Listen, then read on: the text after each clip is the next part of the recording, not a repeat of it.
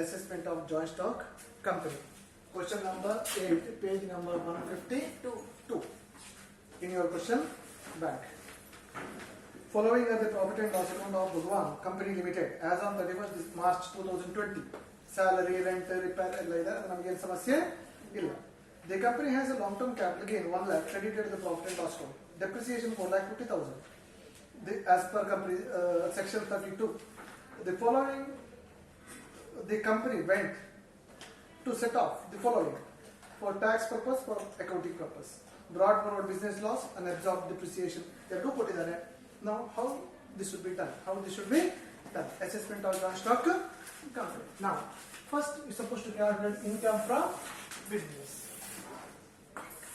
Income from business. Statement showing income from business. Net profit as per profit and loss account. Net profit as per profit and loss account 16 lakhs. 16 lakhs. And expenses disallowed. Expenses disallowed. What are things? Salary. Yes, you're supposed to pay salaries to the worker. Disallowed ಆಗ್ತದಾ? No. That is required for the business. Required for the business. Rent.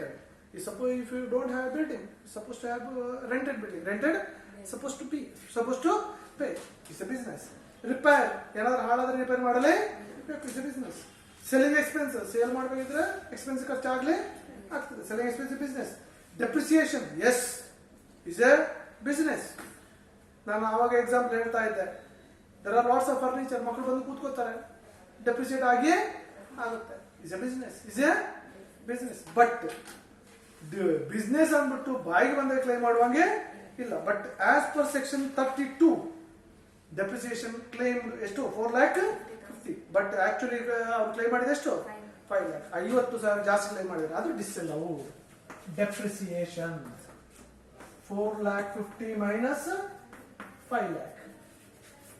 50,000 is disallowed. ಬಾಯಿ ಬಂದ claim ಮಾಡುವಂಗೆ ಇಲ್ಲ. ಆದ ಕಾರಣ that is ಡಿಸ್ಅಲೌಡ್. ಜಾಸ್ತಿ claim ಮಾಡಿದ್ರೆ ಅದನ್ನು ಕಡಿಮೆ ಮಾಡಬೇಕು. Income tax. Is it belongs to business? No.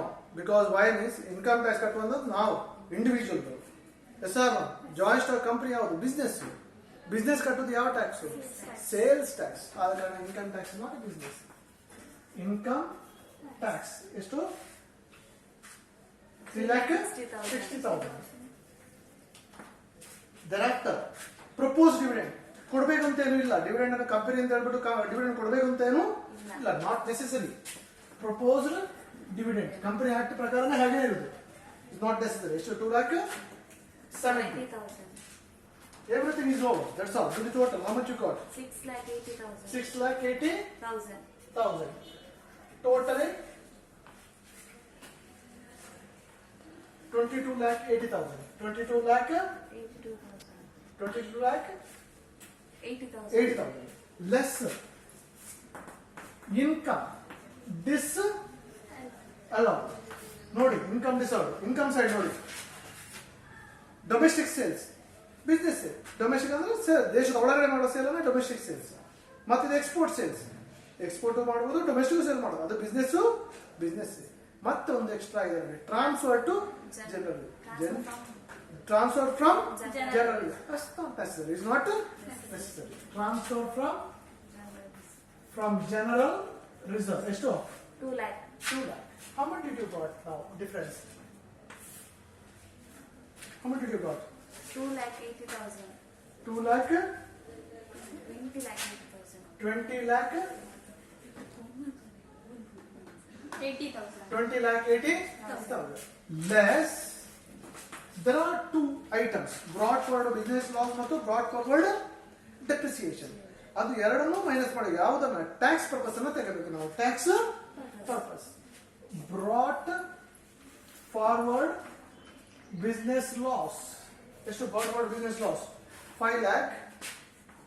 ಮತ್ತೆ ಬ್ರಾಟ್ ಫಾರ್ವರ್ಡ್ ಡೆಪ್ರಿಸಿಯೇಷನ್ ಎಷ್ಟು?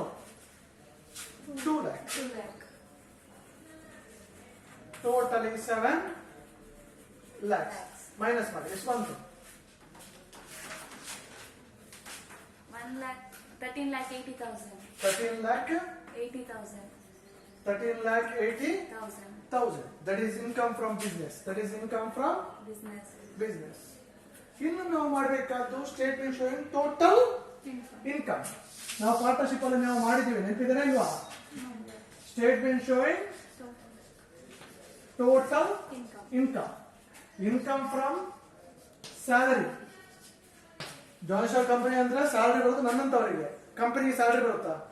ಇಲ್ಲ, ಅವರು ಕೊಡುದು ಸ್ಯಾಲರಿ. ಎಸ್ ಆರ್ ನಮ್ಮಂತವ್ರು ತಗೊಳ್ಳೋದು. ಆದ ಕಾರಣ ಕಂಪನಿ ಸ್ಯಾಲರಿ ಬರ್ಲಿಕ್ಕಿಲ್ಲ. Income salary. Income from house property, that is mail.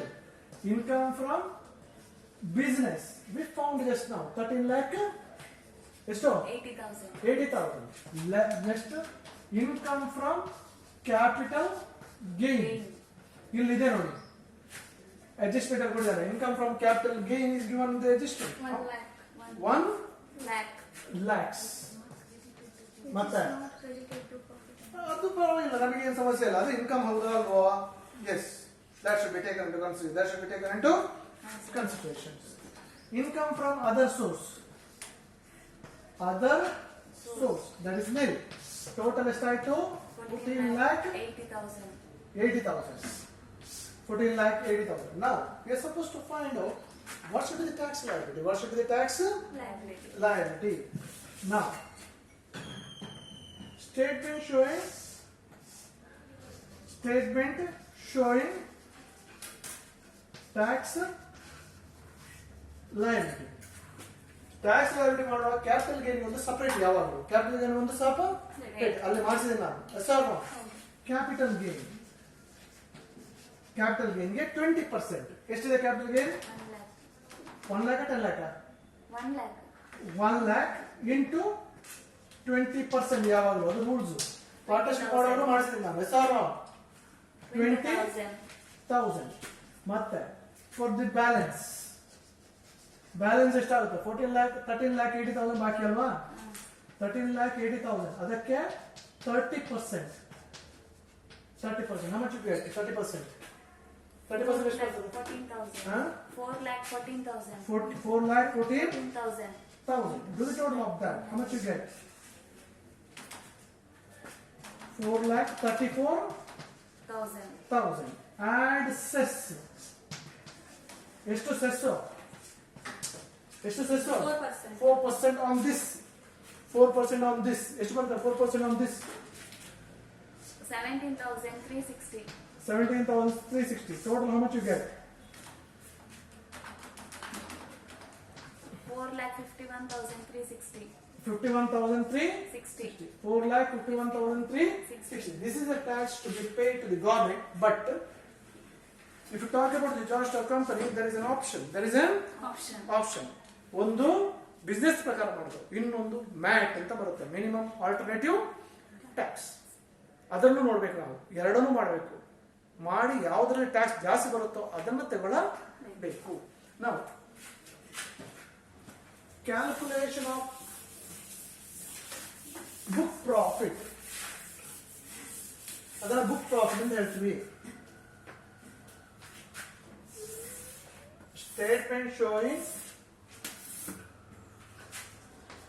Statement showing book profit. Book profit under MAT. M-A-T. That is minimum alternative tax. Minimum alternative tax. As usual, net profit as per profit and loss account. Just net profit is as usual 16 lakhs. Add.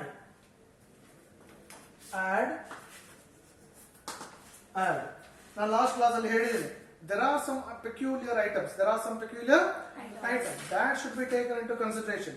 ಒಂದು ತಗೊಳ್ಳುವಂಥದ್ದು income tax. ಯಾವಾಗಲೂ income, ಇಲ್ಲಿ ಬೇರೆ ಯಾವುದು ತಗೊಳ್ಳಿಕ್ಕಿಲ್ಲ. Income tax ಎಷ್ಟು? 3,60,000. 3,60,000. ಮತ್ತೆ ಅಲ್ಲಿರುವಂತಹದ್ದು propose dividend ತಗೋಬೇಕು ಅದನ್ನು ಸಹ. ಪ್ರಪೋಸ್ಡ್ ಡಿವಿಡೆಂಡ್ ಎಷ್ಟು? 2,70,000. 2,70,000. ಇನ್ನೊಂದು ನಾವು ತೆಗಬೇಕಾದ್ದು depreciation. Depreciation whatever is given in profit and loss. ಎಷ್ಟದು? ಪ್ರಾಫಿಟ್ ಅಂಡ್ ಲಾಸ್ ಕೊಟ್ಟಿರುವಂತದ್ದು ಎಷ್ಟು? 5 lakhs. ಬೇರೆ ಯಾವುದನ್ನು ತಗೊಳ್ಳಿಕ್ಕೆ ಬರೋದಿಲ್ಲ. ಬರ್ತದೆ, ಅದನ್ನ ನಾನು ಲಾಸ್ಟ್ ಕ್ಲಾಸ್ ಅಲ್ಲಿ ಹೇಳಿದೀನಿ ಯಾವ್ದೆಲ್ಲ ತಗೋಬೇಕು ಅಂತ ಅಂದ್ಬಿಟ್ಟು ಅಂತ. ಕ್ಲಿಯರ್ ಆಗಿ ಇನ್ಕಮ್ ಟ್ಯಾಕ್ಸ್ ತಗೋಬೇಕು, ಪ್ರಾವಿಷನ್ ಫಾರ್ ಅನ್ಸರ್ಟೈನ್ ಲಯಬಿಲಿಟೀಸ್ ಅಂತ ಕೊಟ್ಟರೆ ತಗೋಬೇಕು, propose dividend, loss from company, depreciation, agriculture expenses ಇಂಥದೆಲ್ಲ ಬಂದ್ರೆ ಮಾತ್ರ ತಗೊಳ್ಳಿಕ್ಕೆ, ಬೇರೆ ಯಾವುದು ಬಂದ್ರೆ ತಗೊಳ್ಳಿಕ್ಕೆ ಇಲ್ಲ. ಅದಾದ್ಮೇಲೆ ಟೋಟಲ್ ಮಾಡಿ ಎಷ್ಟಾಯ್ತು? 11,30,000. 11,30,000. Do the total of this now. 27,30,000. 27,30,000. Less. There are some items. Credit side ನೋಡಿ ಒಂದಿದೆ. Transfer to general Reserve. reserve. Transfer from General reserve. general reserve. ಎಷ್ಟು? 2 lakh. 2 lakh. ಇನ್ನೊಂದು ತಗೋಬೇಕಾದ್ರೆ ನಾವು ಯಾವಾಗಲೂ ಡೆಪ್ರಿಸಿಯೇಷನ್ ಇಲ್ಲಿ ಏನ್ ತಗೊಳ್ಳು ಅಂದ್ರೆ ಆಸ್ ಯೂಶುವಲ್ ತಗೊಳ್ಳುವಂತದ್ದು 5 lakhs ಆಸ್ ಯೂಶುವಲ್. ಮತ್ತೆ ಅಗ್ರಿಕಲ್ಚರ್ ಇನ್ಕಮ್ ಇದ್ರೆ ತಗೋಬೇಕು. ಇಲ್ಲಿ ಅಗ್ರಿಕಲ್ಚರ್ ಇನ್ಕಮ್ ಇದ್ರೆ ಕೆಳಗಡೆ, ಎಕ್ಸ್ಪೆನ್ಸ್ ಇದ್ರೆ ಮೇಲೆ. ಅದು ನಾನು ನೆಕ್ಸ್ಟ್ ಕ್ಲಾಸ್ ಅಲ್ಲಿ ಒಂದು ನೋಟ್ಸ್ ಕೊಟ್ಬಿಡ್ತೀನಿ ಯಾವ್ದೆಲ್ಲ ಐಟಮ್ ತಗೊಳ್ಳಿಕ್ಕೆ ಅಲ್ಲ, ಸ್ಪೆಸಿಫಿಕ್ ಐಟಮ್ ಮಾತ್ರ, ಬೇರೆ ಯಾವ್ದು ತಗೊಳ್ಳಿಕ್ಕೆ ಇಲ್ಲ. ನಾನು ಏನ್ ನೋಟ್ಸ್ ಅಲ್ಲಿ ಕೊಡ್ತೀನಿ ಅಷ್ಟೇ. ಲಾಸ್ಟ್ ಕ್ಲಾಸ್ ಅಲ್ಲಿ ನಾನು ಓದಿ ಹೇಳಿದ್ದೀನಿ ಇಂತೆಂತ ಐಟಮ್ ಬರ್ತದೆ ಅಂತ, ಅಷ್ಟೇ ಬರೋದು, ಅದಕ್ಕಿಂತ ಜಾಸ್ತಿ ಬರೋದಿಲ್ಲ. ನೆಕ್ಸ್ಟ್ ಇನ್ನು ನಾವು ಒಂದು ತಗೋಬೇಕಾದ್ದು ಬ್ರಾಟ್ ಫಾರ್ವರ್ಡ್ ಬಿಸ್ನೆಸ್ ಲಾಸ್. ಅಲ್ಲಿ ಎರಡು ಕೊಟ್ಟಿದೆ ನೋಡಿ, ಟ್ಯಾಕ್ಸ್ ಪರ್ಪಸ್ ಮತ್ತು ಅಕೌಂಟಿಂಗ್ ಪರ್ಪಸ್. ಅಕೌಂಟಿಂಗ್ ಪರ್ಪಸ್ ಅನ್ನು ತಗೋಬೇಕಿಲ್ಲ. ಅದನ್ನು ಎಲ್ಲಿ ತಗೋಬೇಕು ನೋಡಿ, ಇನ್ನರ್ ಕಾಲಮ್ ಅಲ್ಲಿ 4 lakh. ಇಲ್ಲಿ ಆರ್ ಅಂತ ಬರುತ್ತೆ, ಅಲ್ಲಿ ಟೋಟಲ್ ತಗೋಬೇಕು. ಬಿಸ್ನೆಸ್ ಮಾಡೋ ಟೋಟಲ್ ತಗೋದು. ಇಲ್ಲಿ ಆರ್ ಅನ್ಅಬ್ಸಾರ್ಬ್ಡ್ ಡೆಪ್ರಿಸಿಯೇಷನ್ ಎಷ್ಟು? 2 lakh. ಈ ಎರಡರಲ್ಲಿ ವಿಚ್ ಎವರ್ ಇಸ್ ಲೀಸ್ಟ್. ಯಾವ್ದು ಲೀಸ್ಟ್ ಇದೆ? 2 lakh. 2 lakh. ಟೋಟಲ್ ಮಾಡಿ ಎಷ್ಟಾಯ್ತು? 9 lakh. ಟೋಟಲ್ 9 lakh ಮೈನಸ್ ಮಾಡಿ 18,30,000. 18,30,000. This is called as book profit. Book profit. This is called as a book profit. Now we are supposed to find out what should be the tax liability as per MAT. Tax liability as per MAT. Now ಇಲ್ಲಿ ಕನ್ನಡ ಬರುತ್ತೆ ನಾನು ಸಣ್ಣ statement. ಅದು statement showing tax liability as per MAT. MAT. Liability MAT. That is, here is tax liability 18,30,000 into 18 point ಎಷ್ಟು percentage? ನಾನು 18.5% correct ಉಂಟಲ್ಲ? 18.5 divided by 100 ಎಷ್ಟು? 3,38,550. 3,38,550 and cess 4% on this. 4% on this ಎಷ್ಟು? 13,542. 542. ಟೋಟಲ್ ಎಷ್ಟಾಯ್ತು? 3,52,092. 3,52,092. 92. This is tax liability as per MAT. Now we are supposed to write a conclusion here. ಎರಡು tax liability ಮಾಡಿ, tax liability as per business, tax liability as per mat. ಇದರಲ್ಲಿ ಯಾವ tax liability ಜಾಸ್ತಿ ಇದೆನೋ that should be taken into consideration. ಇಲ್ಲಿ tax liability as per mat is less than the business. So here tax liability as per business income should be taken into consideration at the time of payment